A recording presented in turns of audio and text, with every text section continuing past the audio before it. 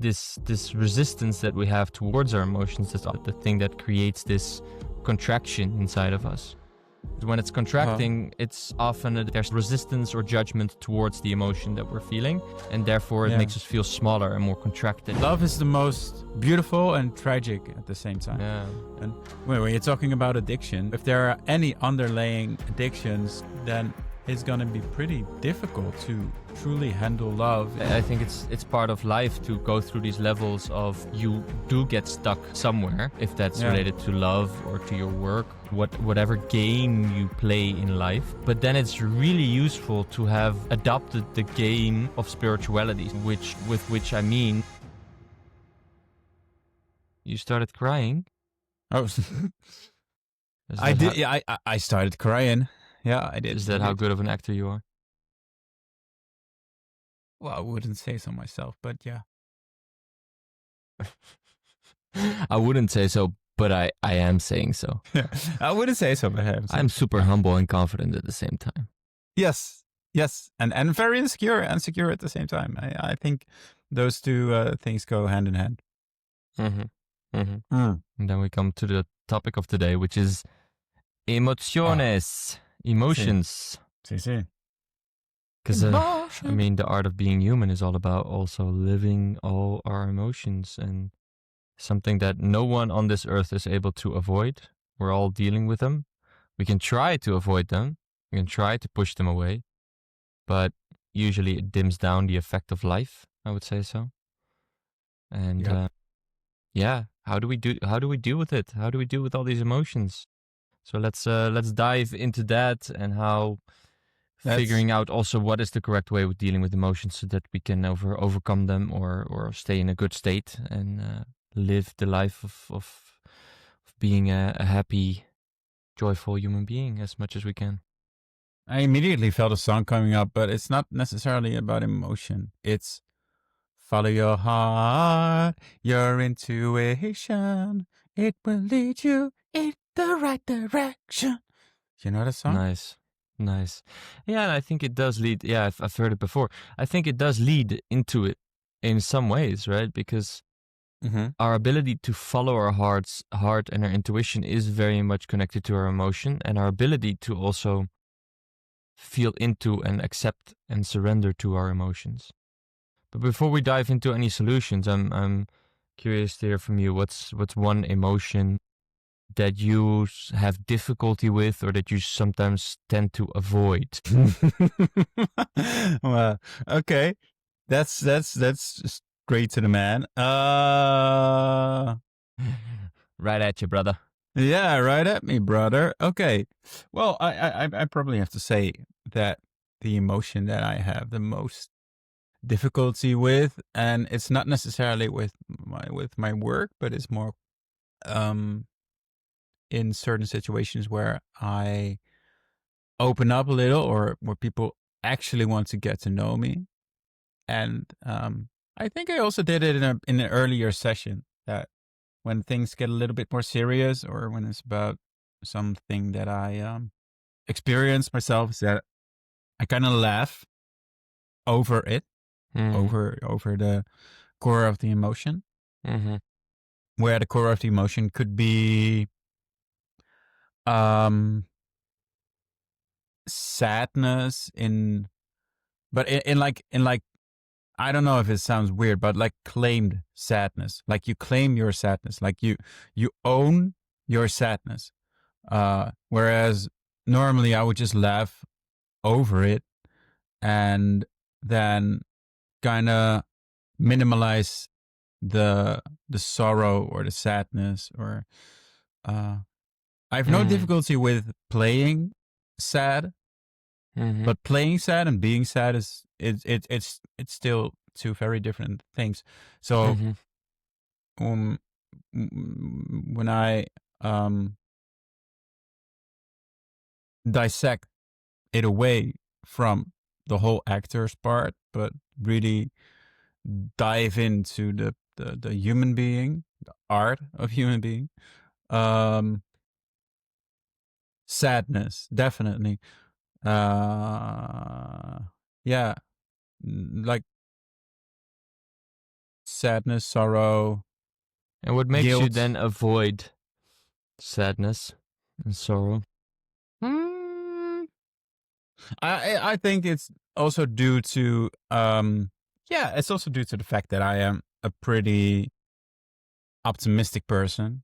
I've always had this very optimistic glow around me. It's what I kind of Identify with? I identify with, but I was searching for. I'm like I'm like the heir to those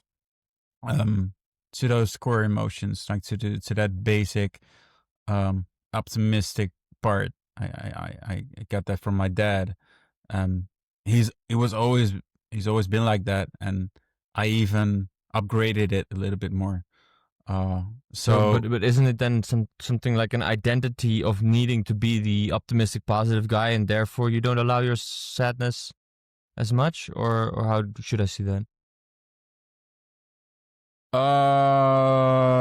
I guess it's actually a few things that one is that I wouldn't allow sadness too fast, or wouldn't allow it just in general, because of the feeling or the thought that I don't need sadness, that life is full of joy and wonder, and that if I get sad, I get into this kind of like maybe victim state. Maybe it's also a part of being afraid of getting into a victim state, because I've been in those situations where I'm like, okay, now I'm gonna allow my sadness, and then I felt like, oh, okay, oh, so some experiences that I had in life were actually not, maybe not that okay, and okay, and I should also look at it from the other side, because I always reflect on it from my side. I barely um, see the impact or the consequences what someone else can do to you, right? Um, so I think that's one of the major things. But And is to understand that, is there then a fear to feeling sadness because you might go into all sorts of um, like negative victimhood yeah, thoughts because of it? and whenever I really get caught there, like struggle in that sort of like victimhood, because I always tend to stay away from that as far as possible, um, because there's a fear that I will stay in that state, and that I cannot really get away from that state myself. And I need someone else to kind of like trigger me or activate me, or um, What do you mean? Do you have an example? What did someone do to trigger or activate you? uh, I guess it's when they just would be, very upfront with me and say, "Hey, yo, Martin, yo, what are you doing? What are you saying? This is this is not happening. You're not in this situation. Allow yourself to get out. You're not, don't stay in this victimhood, because now you're staying in some sort of like guilt energy, right? Mm-hmm. And no one likes guilt energy, because it's kind of, yeah, it really brings you down like crazy, Mm-hmm. like cray. And then I go into this like dark abyss where I'm like, okay, So where there's the a fear of going into abyss, but there's also a judgment in that sense that you would be judged, that you are a little bit crazy if you would have these emotions. Could I say that? I think the fear of judgment is bigger, to be honest. Mm-hmm. And that's always been the case, because I mean, um I know myself pretty well, really well, actually. I'm also capable of getting out of most situations, but still, I'm also, a human, flesh and bones, and I'm also, That's good because it's not the Art of AI podcast. no, that's true. So we're talking about the fear of the Yeah. fear of being judged in your sadness, and Well, that if yeah, and I mean, I still need a lot, and you know, maybe I'm a big project in that way, but and that's not meant in a judgeful way towards me. I immediately felt, hey, wait, now I'm already subconsciously judging myself, so it's not meant as in that intention, but um, I need acknowledgement, I need affection, I need uh clarity and acceptance, you know? Mhm. And sometimes those needs can be pretty high, but that's also due to the state where I am energy wise, right? Yeah, And what I'm, well, if you're talking about quantum physics and what I'm putting into the field, what I'm creating in the I field. wasn't talking about quantum physics, but No, I know. I, I bring it up you just like that. just throw it in there. Yeah, Just some quantum throw it physics. in. Yeah. I mean, Part of Mark it is an is. actor and quantum physicist, so why not just throw something in there? Love it, love it. No. But I mean, that I think you're hitting there on a super important point when regards to emotions and our inability to sometimes feel an emotion because of the fact that we have this desire to be appreciated, liked, accepted by our surroundings. And then what you're saying, like, I recognize that, like, this. Okay, but now if I'm gonna be sad here, then I'm not gonna be adding something to people's lives right now. I don't want to be the down one, you know, or things like that that can be getting in the way of truly experiencing the emotion. Or what I some once heard also during one of my ayahuasca retreats is a participant saying like, "Yeah, but I don't need to cry here, in the circle with everyone. That's something that I just do, you know, in private." Which is funny because you just went through an intense ayahuasca ceremony where you were puking and like a lot of layers were coming up. So it's like you're in the circle, but then in that sense, the next day when we're sitting in the circle, you're not allowed to express that. Okay, and that's not strength or something like that. It's sometimes also for men a specific belief system that keeps them from being able to experience or allow sadness. Yeah. But I do think that we're living in a time right now where actually, you know, we have it very good and we actually have the space to look at these emotions. Because fair enough, if we're talking about men and emotions, then, you know, if you're in the middle of a war, and there's of course still places in the world where there is war at the moment, it's just not that of good to be like in intense sadness whilst you're fighting a war. If you're like fighting and you're like having people around you die, you could cry. Like you see dead people, like dead people, oh, it's intense, or super intense. You could, like, but if you're super open, then that would be really, really intense to all have to experience, whilst at the same time needing to be super sharp and focused on your enemy that might be coming for you, or you need to. So from that perspective, of course, it makes sense that we have bottled up emotions more, and in survival, emotions are just not that useful. Um, Well, or certain emotions aren't. I don't. I've never been in war yet.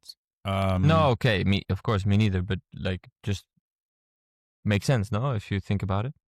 It makes sense, and also immediately think like you're fighting two wars at the same time, because you're in war with people, like actual war, when you're talking about war, but also in war with your emotions. You can never suppress them fully, right? They're always sort of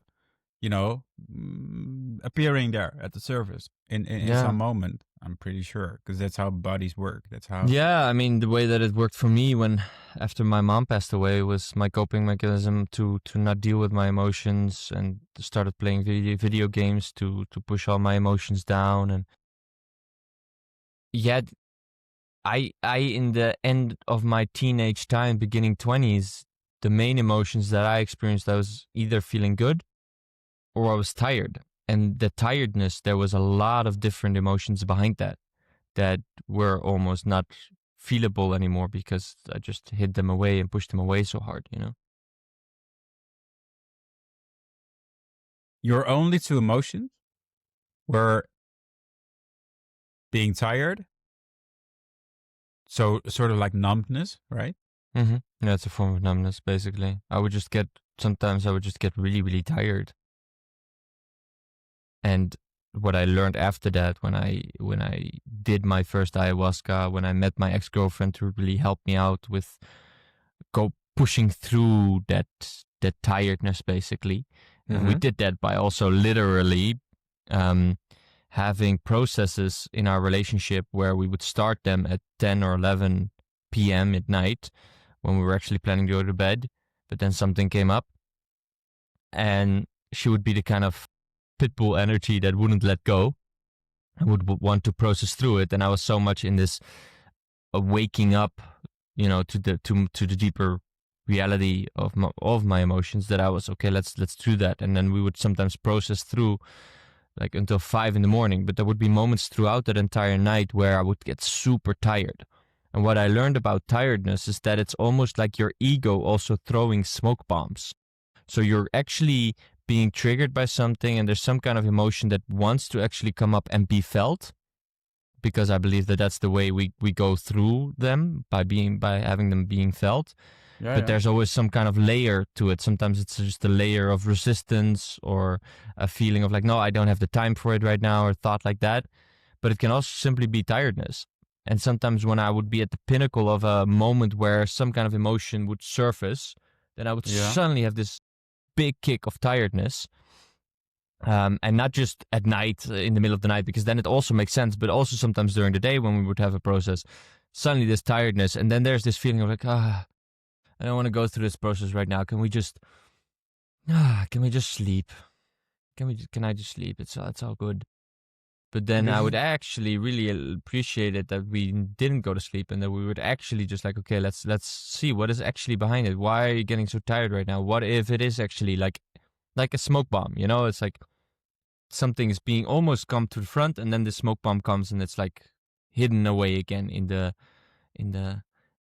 the smoke of tiredness, so to say. This is the girl that you spoke about earlier, right? I mean, also in an earlier session that we did.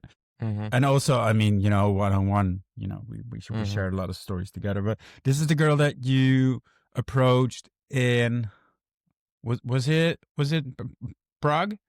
No. This is not the girl that I approached in Hungary. Hungary, that's the one. Yeah. No. That's so. I basically, you could say I've had 3 long relationships. The first one was with a Hungarian girl. That was about 4 years. Then I had a 3-year relationship, and that's the girl that I'm talking about. And then now I have my third long-term relationship, so to say.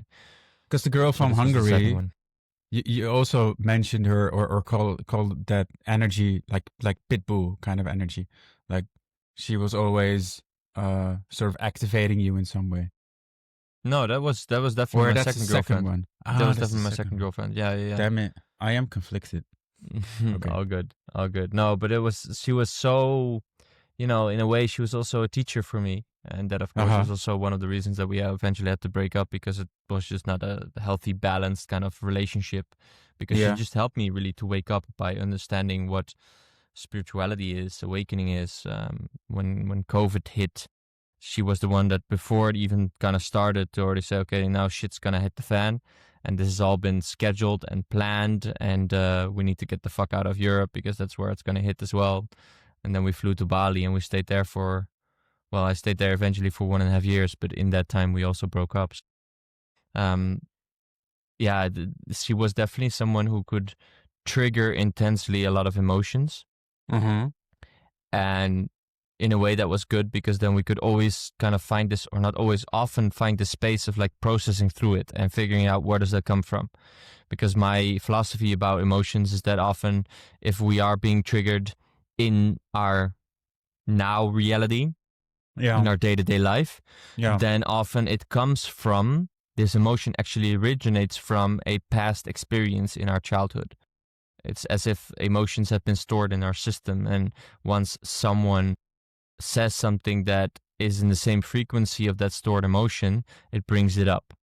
So it's almost as if we have this like red button that says do not press, and of course someone's eventually going to press that button, and then it's being triggered, and then our first reaction is to project towards the person that we had that is triggering us, to say like, hey, why are you saying that? Why are you being so negative? Or why are you judging? Or why are you hitting me, if it's physically or mentally or emotionally?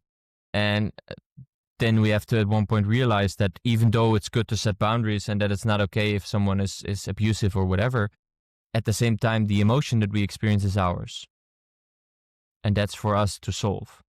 And she was really my first teacher to really integrate that in a day-to-day life, and to understand when emotions would come up, like, okay, let's prioritize this now over everything. Like, it's so easy sometimes to have emotions and to be like, yeah, but I don't have the time for it because I need to get this done and that done and this done and that. But what if all those emotions that we are experiencing whilst we're trying to get things done, that those emotions that come up are actually related to this thing that we were trying to get done? And if we solve that emotion, what I believe is we're solving also disturbance in our field, in order to get back to your quantum physics perspective. So we're having this electromagnetic field around us, and it's constantly sending out a signal and receiving a certain frequency, because I don't want to go too much in detail now, but our pineal gland and our heart are actually a signal sender and receiver, just like a radio has. And so when we're sending out, a frequency that is related to a channel that doesn't actually exist, then what do you hear? White noise, right? You just say like, no, let's associate that with, let's say, a negative, quote unquote, negative emotion. And we're like, yeah, but I don't want to listen to that. I'm just gonna try to tune to something else. But sometimes it just comes up in our life that we have this disturbance. And in order to tune to something else, we actually need to feel the emotion. We actually need to go through the emotion. We need to actually and not in the sense of like, I'm angry, so I'm gonna be super angry at you now, Martin. I'm gonna scream at you, what a dick you are that you said this, and no. But to actually be like, okay, Martin said something that triggered me, and instead of projecting onto him that he's the one that triggered me, I can see this gift that he actually triggered something in me that I need to look at, because apparently it now just came up as an emotion, but it comes from somewhere in the past. I always keep that in mind. And then I take my time to actually process it. And a funny, interesting thing, a story that came up from 2 days ago, is when Leia and I were having actually a process where she was really stressed about, just something that was not going well. And then we decided we go for a walk. And then she started sharing all these things. And some things I could just be there and just understand and hold her in it, basically. And then there was things that were specifically about me. And then the reaction that comes up is like, yeah, but that's not true. I have to convince her, I have to prove her, and I have to show her now that what she's saying is not the truth. That's interesting. But then, in that moment, if I'm actually present enough, which I could be, because I had actually Noah on my chest, in the carrier. So first of all, his energy is super nice. And secondly, I was humming to him to help him fall asleep. And this humming was actually really nice, whilst Leia was like sharing all her shit. Like, she was like puking it out, as we sometimes call it. Just a moment of let her just puke. No need for any advice. Just listen and let her puke. Then every time I was just humming, I noticed that when some kind of thing triggered me that she said, the humming allowed me to just feel better through it, instead of being like as if it gets stuck in my system somehow. It was like just releasing and releasing and releasing and releasing. It was really beautiful. Why? Yeah. The first thing that went through my head is, whenever someone hums and I'm sharing, like, like my things, and I'm being very emotional, I'm not sure if I could deal with that, actually. It's so, because it sounds like she had no problem with it, right? that you were Yeah, humming? but of course not, because she also understands that I'm humming in order to get our son to sleep, which in the last couple of days has been difficult because he's going through another Mm. jump, another transformation of consciousness. So he's a little bit more emotional at the moment. So, and of Mm. course, if he's crying, that's also getting on our nerves, right? It's something that, as a parent, is people that listen that are Yeah. parents will recognize that it's one of the deepest kind of triggering things, that if your child is crying intensely, because you just, everything in your survival brain wants to figure out what your child needs in order to be okay. That's just such a parenthood thing. And so in order for us to be able to actually process, which brings another layer to it, if you're in a process with each other and at the same time your child is crying, which sometimes has even to do with the fact that you're in a process together, because the child is super sensitive, feels the energy, and then you find the space to process, and at the same time you have a child that cries. So our go-to method is usually to put him in the carrier and then to go for a walk, and then I put this carrier blanket almost, so I put him in that blanket and then he lays against my chest, and then when I'm walking and I'm humming, usually after a couple of minutes he quiets down and he starts sleeping. So no, that's completely fine that she knows that like it's, I'm not, but it did make me think, what if we start using that as a tool to process emotions? So whenever someone is having a difficult thing that they need to share with the other, in order to be able to hold the space for it, then to literally just like, okay, you can just say whatever you want right now. I'm just going to sit here. I'm going to not respond to whatever you're saying. I'm just going to be humming and creating balance with my humming in the energy. Yeah, because that's what it happened. That's what it felt like. It was almost like, what if we would actually practice that as a tool now? But then the frequency or the frequencies of the humming kind of installed this state, this possibility to channel emotions.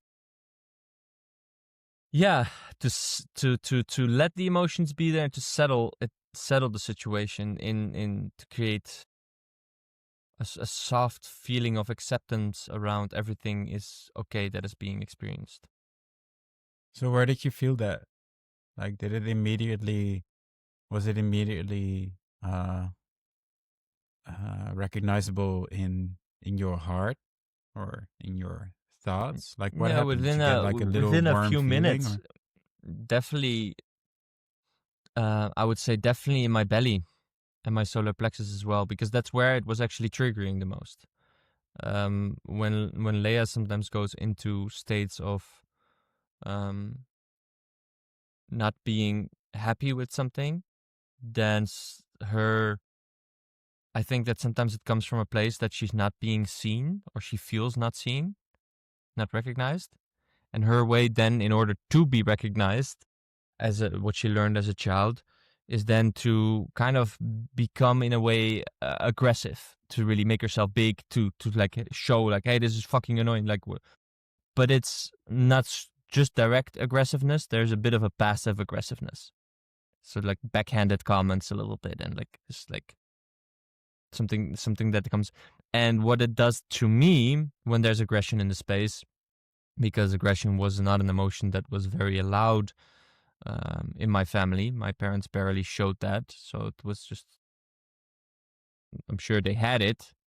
I just never really saw it, but I'm sure they had it, and so that became just a thing that you just don't really show that, and showing that is actually very unsafe. And that's also what I sometimes then feel when she goes into this passive aggressiveness, that I feel this unsafety in my belly and this pressure, this blocking in my solar plexus, which sometimes expresses itself into like intense vulnerability, and sometimes then in a way of wanting to snap back, of like making her wrong for the fact that she's being passively aggressive, that you're not allowed to feel that, that's not okay because you're hurting me, basically. So it's also a reaction, right?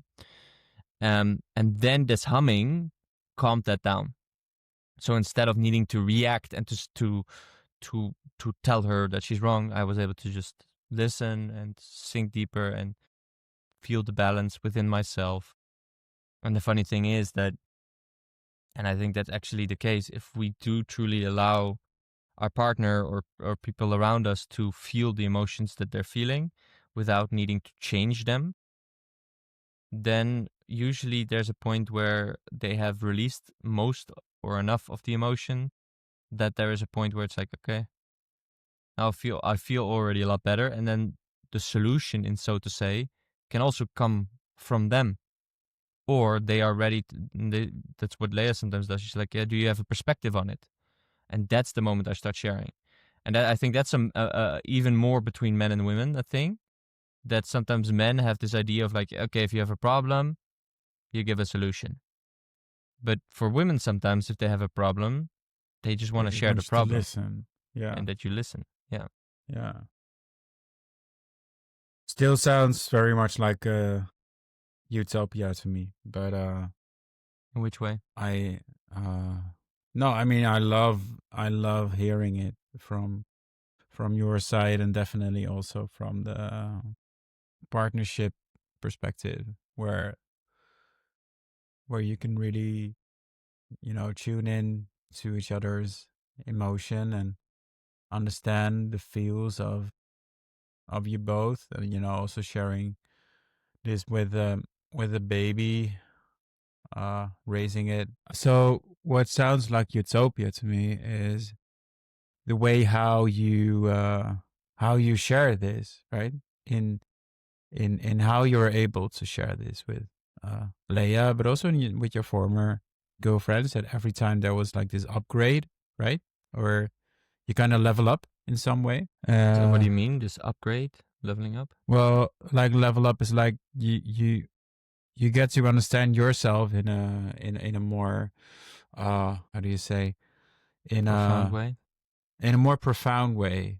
You get to know yourself more in a profound way. You get to know the other in a more profound way, and you get this possibility of digging deeper and deeper and deeper and deeper and deeper, and also unveiling parts of yourself that it's maybe not necessary anymore, or parts where you're like, hey, there's a little obstacle here, or something is blocking the way. I need to attend to this. So And what makes it utopian for you? the way how you describe it, I can absolutely. I mean, my relationship with myself is definitely like that.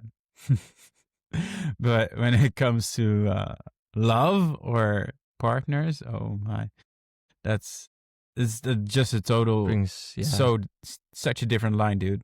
No, but I hear you. I mean, I express this right now as a what I found out, but at the same time, there's enough times where I do get triggered to the point that I just can't handle it and I get emotional or I react, and it's relationships, man, the biggest fucking mirrors. Yeah, absolutely. Yeah. And the thing that mirrored me the most, or that was the most reflective towards me, was always the part that I was giving too much. I was giving too much. I was giving too much. Like and I constantly got triggered by it, confronted by it. Mirror after mirror after mirror after mirror. You're giving too much. Stop giving so much. You're giving too much. Stop giving so much. And I kept doing it because I was like, oh, but I need to. So sometimes really deep in there, right? These programs of, in order to be loved, I need to give a lot. Yeah, and now when I stopped like doing that, it's been like 3 to 4 months, I guess. Months, yeah, something 3 to 4 months, I guess. Is where there's like this complete shutdown, sort of, that I like removed all the dating apps and stuff, and I'm like, okay, I wanna start from a new, like, scratch, or start from scratch, but from this new perspective and reflective way of really attracting that which or that I should attract, and not attracting it because I want to heal, or I want to nurture it, or I want to save it.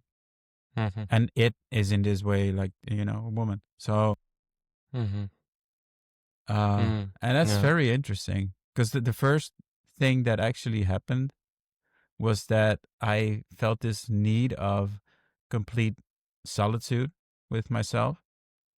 And I had this little high, of that was like the last maybe like 5 months ago or something, that I dated like crazy, like really crazy, like I was gonna die the day after. Mm-hmm. Uh, and then all of a sudden I stopped doing it, and I completely shut down. I was like, no, I'm gonna finish. This is fine. This is what it is. This has been my sort of a hunt for a long, period of time. This has been my idea of this is how you should get into a relationship, or Yeah. But then always with this how you energy of then I will find a woman that I can save again, that I exactly. Yeah, give too yeah, much to. And then yeah. you shut it down, meaning you just stopped dating? No, right? Because I've heard Mm-hmm. you say some. You were talking about some women, right? Or is it already? Time flies so fast that it was already months Time ago. flies. Time flies fast. Well, in I was still, I guess, I was still processing. Also, like, is this true? Is this not true? Is this something that I should? Um, but I also felt that hunger, or the interest, came from the old system. Yeah, the old programming So of needing to take care of. exactly, yeah, Yeah, and yeah. so There you was decided to still just some, completely not date for a while.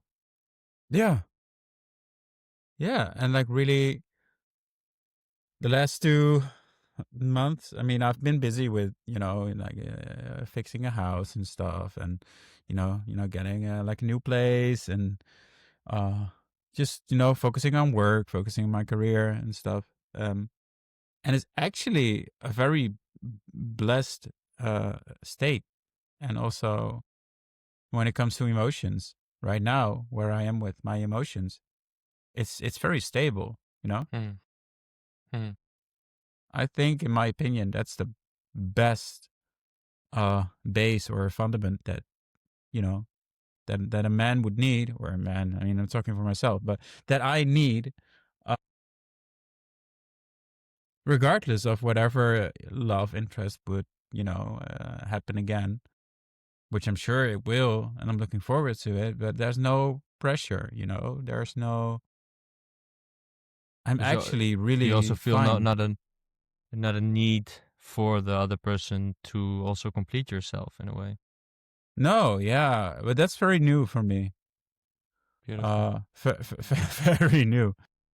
So I'm actually experiencing that, I alone, I am by myself, with all the friends that I have, with all the people around me, is also enough. Yeah, and I think you're touching upon a really, really important point there if it comes to relationships where it's tricky to start a relationship and then to stay in this state of I am okay, I am perfect who I am, regardless of what the other person thinks of me.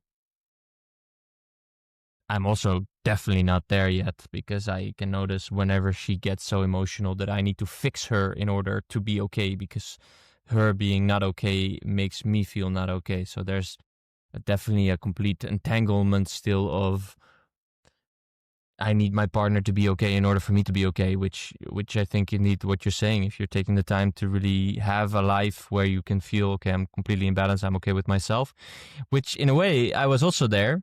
Um, and I think, of course, it's layers, right? It's always layers and layers and layers. Because when I met Leia, I actually fell in love with her really quickly. Like it took me like 3 or 4 days.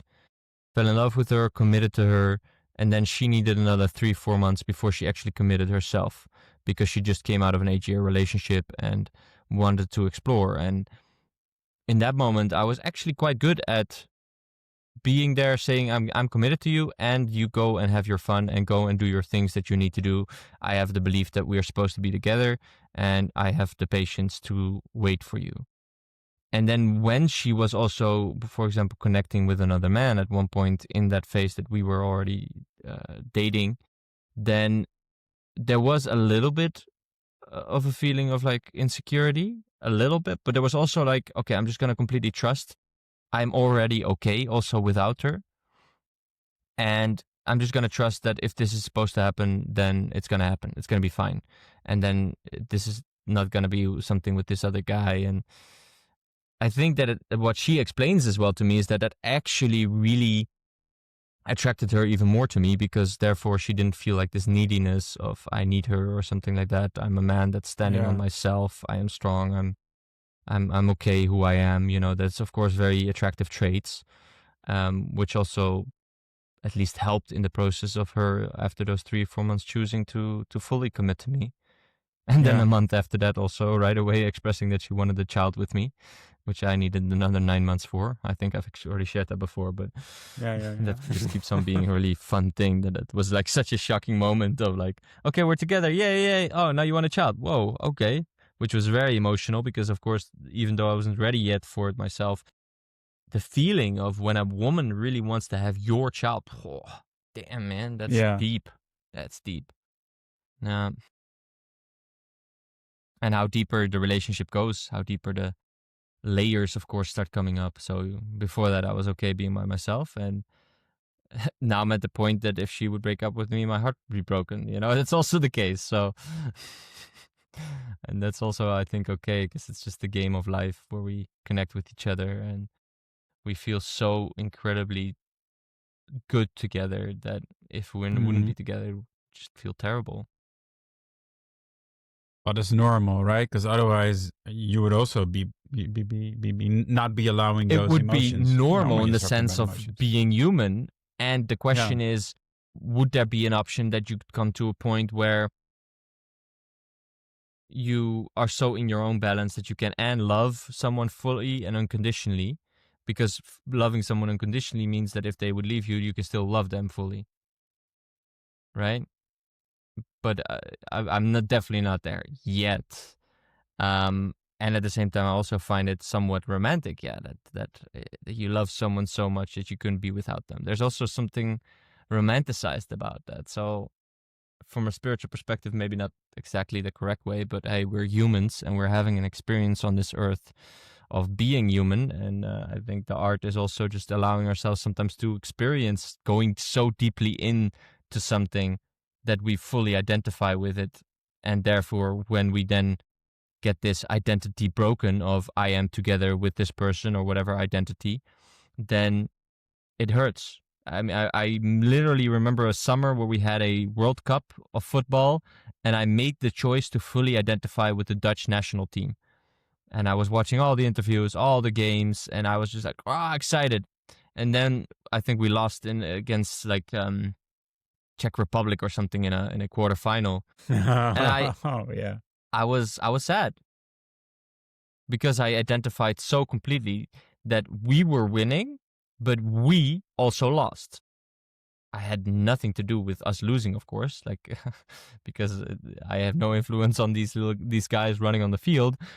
But I identified completely with it, and I think that's one of those games of life that you can choose to play, and it's completely fine. But it's better if it's conscious. If we're completely identified with different parts of ourselves, that we're constantly playing all these games that we're not aware of, that we're choosing to play these games, it becomes a little bit more difficult to go through that. And then we get stuck to our Yeah. emotions and we get identified and then we stay stuck in it and we become victims of like, oh, but why did they now lose? And now like, and then just being so identified with it that it's hurting instead of that we can actually let go again and be like, okay, played the game, identified with it, was fun for a while. I'm a little bit sad. I released the sadness and now I don't identify with it anymore and I continue to play on the next game, you know? It's also the kind of it's also the kind of like intention, right? And intention in the whole conscious movement and a conscious action of, hey, I'm connecting myself to this game and I'm really, feeling it all, feeling all the anxiety and all the energy and all the excitement and Mm-hmm. and that whenever okay, so losing and winning, yeah, I mean that's just part of the game. It's also part of the system in some way, right? and I mean, if you're really connecting to that intention, and if you're also connecting to the intention of can go either way, then I'm sure that you wouldn't get, stuck in it. But it's very, what you said right now is very recognizable, um, especially with sports or with friends, with love, and what you said before. 'Cause I wanted to respond to that. I think it's one of the most beautiful, beautiful, beautiful things in life that you're able to explore love in such a deep and almost unlimited way. Uh, how you expressed it just now. That you say, like, well, in the beginning I was like, hey, I'm fine with myself, and then you start exploring this relationship with someone, and you're connecting to it, and you're going further and further and further and deeper and deeper and deeper, that at some point you're like, oh, my heart would break, my heart would completely break if she would go away from me, or if this wouldn't work out anymore. I mean, imagine that, like, 10 years later, that you build up like all of this energy and love, not speaking in your situation per se, but more like people, right? They're together for like 10 years, 20 years. They marry, they get kids, they have like such a happy, happy, happy life. And then at some point it's like a break state, and then, like, yeah, it's not gonna work anymore. I mean, some people even decide to either end their lives or get into this very miserable state of, oh, I don't know what to do, and then they go drink a lot and do a lot of Yeah, they drugs and kind of stay stuck whatever. in the pain of having lost what Yeah, they maybe yeah. called their entire life Love is force. exactly. I Yeah, mean, love is the most beautiful and tragic at the same time. yeah, It it's the really biggest depends how addiction, right? you. Yeah, it is. It really depends how you deal with it yourself. And when you're talking about addiction, if there are any other underlying addictions still uh, being active, or if they're still somewhere at the surface, then it's going to be pretty difficult to truly handle love in the way that it should be handled with. hmm hmm Yeah, yeah, I think so too, and I think it's part of life to go through these levels of you do get stuck at one point somewhere, if that's Yeah, related to love or to your work or to your sports or whatever you're exploring, whatever game you play in life. But then it's really useful to have adopted the game of spirituality, so to say, yeah, with which I mean the ability to, in the moment that some kind of game in your life isn't going the way that you want it to go, that you already understand that it is just a game, and that you're able to also detach and be okay again if that game would completely disappear. For example, if your partner would disappear, or maybe you're playing the game of becoming a professional football player and you suddenly get an injury and you can't play anymore, and suddenly this entire game just falls away, and you've completely identified with this. I'm the football player. I get my recognition based on being a football player. I can't do anything else. And then to be able to, okay, now I just need to let go of that game again. I need to process all these emotions that are now coming up, because it's spiritual bypassing once we are like, okay, but it's just a game. Because just to explain the spiritual bypass for people that don't understand that, sometimes when we are going into spirituality, we can understand from a meta perspective, from a higher perspective, that we are all one and that nothing really matters, which in some dimension, in some oneness consciousness, that is actually true. It's just an experience. Everything we're going through is just an experience. And at the same time, and it's obvious with the example, the fact that people are still killing each other, that we are having wars, is a terrible thing, even if it is in the higher scheme of things just the game of life. And if we bypass, meaning we go not through the emotions that are related to, for example, loss, right? You have the stages of grief, different emotions that you go through when you lose someone or when you lose an identity of yourself, such as the football player. Then if we then say, okay, but it's just a game, it can help relativate for a moment, but we do still need to go through the emotions. And I think that's like, we're here for this topic of emotions, and maybe we've to close off in the last in these next 5 minutes to still shortly touch upon, okay, so what do we do in order to let the emotions in, and what do we do in order to release the emotions? What is it? I don't know if you have an input on that, what you do. What do I do? There was a time when I felt very alone and afraid in the fact that I was not able to handle emotions. I had a time in my life where I was like, I wanted to talk Dutch, where I was like complete, like numb, like really numb. Like a moment when I even felt like these thoughts through my head where I'm like, well, if this train arrives at a station right now, I could jump and then hey, it's fine. It's fine because I don't feel anything at all. So what, why shouldn't I? Which is a crazy state. And I only experienced that once. That was very, I say, triggering to me. When we're talking about emotions, maybe that's also where the joy is, joyful and energetic part comes from. That whenever I, am in line with my emotions, or whenever I have emotions, or I mean, I have emotions all the time, that I'm already so thankful for the fact that they are there. That that is not numb. That is not, No, definitely not. covering away from me, or so. But then it's also easy to have emotions, right? Because then there's no resistance to the emotions. I think that eventually emotions by itself Yes. are something really beautiful. Like we can see that when we go to a movie and we cry during the movie. Like we enjoy that crying that we do then. And often when Yeah, yeah. there's a fight, and at one point you have this release after the fight, there is this, oh my god, and you suddenly can cry, or you're like you can release it, and it eventually it's that it's this resistance that we have towards our emotions that's often the blockage, and the thing that creates this contraction inside of us. And Yeah. sometimes I even see it as two emotions. We have contracting emotions and we have expanding emotions. And Uh-huh. once it feels expansive, and that can also be Yeah. anger or sadness, then it feels more freeing somehow. It's like opening up. Whereas when it's Uh-huh. contracting, it's often this kind of like there's some kind of resistance or judgment towards the emotion that we're feeling. And therefore it Yeah. makes us feel smaller and more contracted and more tense. Yeah.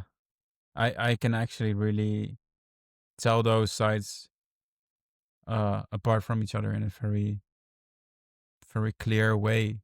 Because whenever I feel like the environment around me is slowly fading away, and I feel myself getting more tired, I can actually really feel it in my energy. When I get more tired, and before, I'm with the same people, it doesn't matter.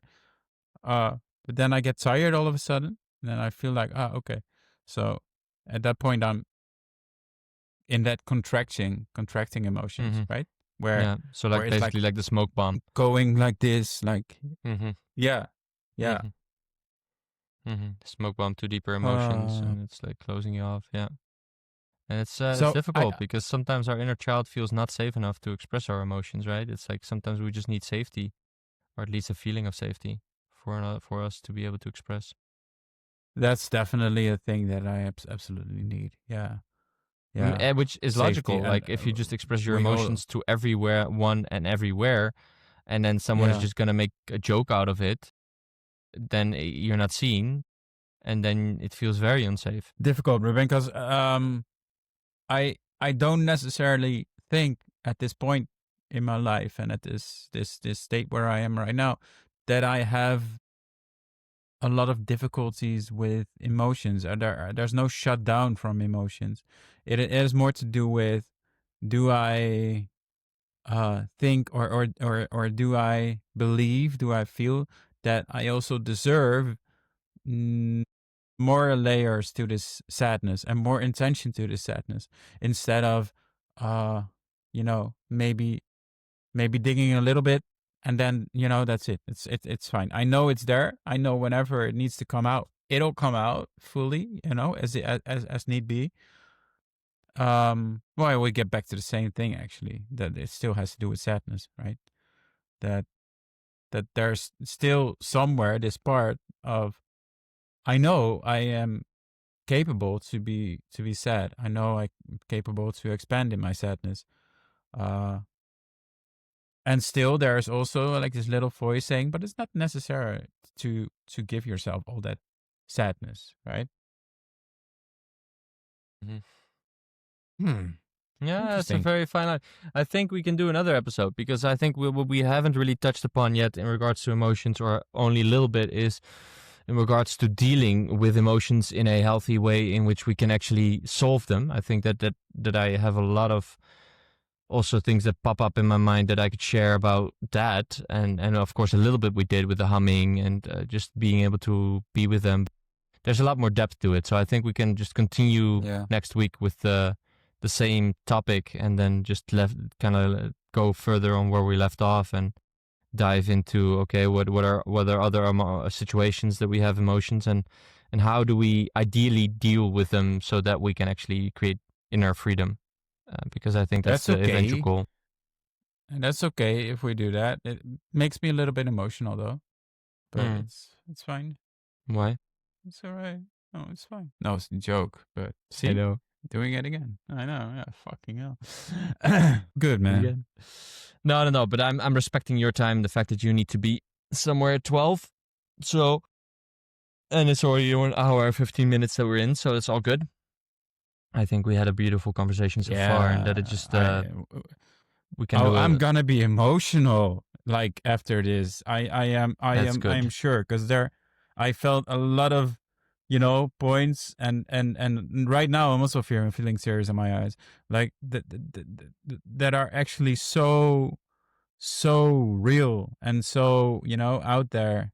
And it happens a lot also with the conversations that we have together, right? That we also enable ourselves, you and me, as our own human being, but also towards each other, to fully be there, present, Mm-hmm. like really be there in your full Mm-hmm. power and talent and That's really beautiful about this. I capabilities. feel that as well. That we have this space here where we of course, because we're doing a podcast, there's an extra layer of let's really be here, which sometimes is not the case if you're still having, like, you're meeting with friends or you're meeting with someone and you're still thinking about something else, you're not as present. We're really here, and we're going into deep topics which allows us to reflect about ourselves, and we're also not shy to share our own experiences that we've had, and that makes it, of course, more real. And then it comes up, and then I ask you a question or you ask me a question. I'm like, damn, that I didn't think about that yet. Okay, let's reflect on that, and that makes it really real. And I think that makes it also the art of being human, because that's what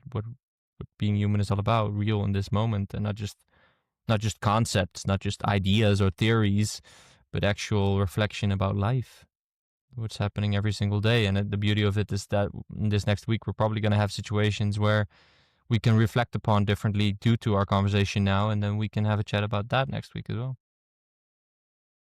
Absolutely. And I'm also sure, because I mean, I have a shoot coming up like in an hour or so, that, well, I mean, it's still to travel there, but that this conversation and the past conversations, but also this energy, this state of energy, uh, will also reflect in the shoot, right? In the way how the camera catches you, how Mm-hmm. the photographer catches you, and what kind of energy. I'm really there. I'm aware. I'm open. So also feeling really thankful for that, because this is the best way. How. I mean, this is for a different conversation, but like the power and energy of a camera, or whether it's for photos or film or movie or whatever, the energy that can that exists at that point, and that expands, amplifies itself, it's crazy how powerful that is, and how, how you can be like, touched by a certain picture, right? Of someone that you may not even know, but you see something, and you're just immediately attracted to it. It also has to do with the person that is behind the camera, of course. But it's such a, it's crazy. Yeah, It's beautiful, and once there's you so many break through the beautiful layer things. of oh shit, I'm on a camera now, I need to behave in a certain way in order for people to see me in a certain way and uphold a specific identity.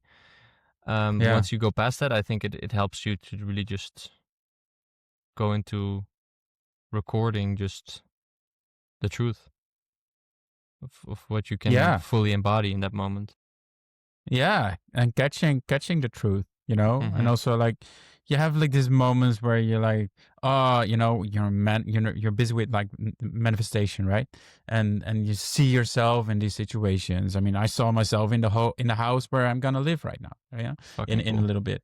Yeah. I had this manifestation, where I was in some sort of like theater setting, and it actually happened, So I also believe that the moments that you invested in that, and then you arrive at the point where a camera catches you, if you're still very much in contact with that, if that is truly connected to you, your desires, your ambitions, your wishes, your power, then then shooting that and catching it on camera will only amplify it further into next possibilities. I'm actually very aware of that right now.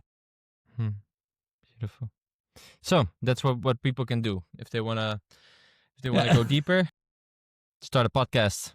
No, Go but start a podcast. yeah, but at Yeah. least reflect with friends and family. I think that's really important. If you just really take the time to reflect with your partner, with friends, with family about life and these deeper questions and how that applies to you in your life, I think it really helps with understanding ourselves Yeah. better Just as human beings on this earth. just just just one person, if you have like one person in your life who you can truly connect with. I mean, the way that we do, you know because you have more in your life, I also have more in my life, but still this is a very unique uh kind of brotherhood and brother Uh-huh. connection that we have together.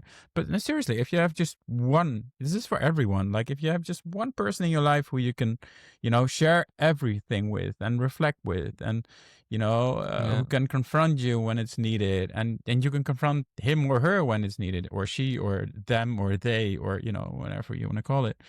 very uh inclusive. Thank you. yes. Well, still have a lot of struggle with that, but uh Not so it's inclusive. Thank you. no. No, I'd love to accept it. It's just getting that in my system, right? But it's no, seriously, when you have just one person that can completely change your life and Mm. expand it even further than you ever realized. I mean, Mm-hmm. yeah, So important. seriously, So important. I yeah, wish that for everybody, and I fully adhere or fully acknowledge, and I'm grateful for that connection that we have as brothers, where it's so real, so raw, so honest, and so much joy at the same time. So much playfulness. My brother. yeah, baby, yeah, Yeah. brother, Yeah. Yeah, super good.